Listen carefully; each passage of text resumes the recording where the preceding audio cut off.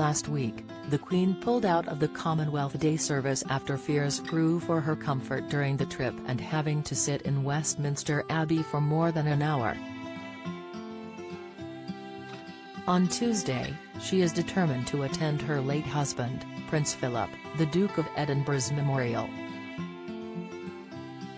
The Queen has previously ruled out the idea of using a wheelchair to get to and from the stage and remains determined to walk for as long as possible. Former politician and writer Giles Brandreth and royal expert Camilla Tominey gave their opinions on the Queen's wishes not to be seen in a wheelchair. Joining This Morning hosts Philip Schofield and Josie Gibson, they discussed the idea of the Queen arriving at the memorial in a wheelchair. Giles began, "The Queen is 96, that is the thing to remember, a 96-year-old lady, amazingly fit by the standards of many 96-years-olds.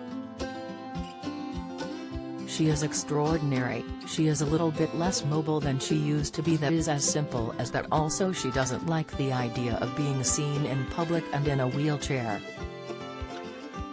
Her sister Princess Margaret was often towards the end of her life photographed in a wheelchair, and it felt a little bit undignified. Philip interrupted, "The Queen hated that picture, didn't she?" Giles continued, "The Queen allegedly hated that picture. The Duke of Edinburgh was very proud of his excellent posture. He exercised every day right to the end, and the Queen likes that idea, so she doesn't want to be photographed in a wheelchair. She has got this service taking place next week to remember Prince Philip, her husband of more than 70 years, she would love to, of course, be there. The hope is that she can be slipped into Westminster Abbey by a side door out of the view of photographers and in position. Then can be photographed and seen there, but we don't want to see her having difficulty getting to and from her car," he explained. Camilla added, "I think that there will be discussions taking place between newspaper editors and the palace with the view of not having the typical, because what you obviously always have at arrival shots of everyone getting out of their cars walking to the Abbey.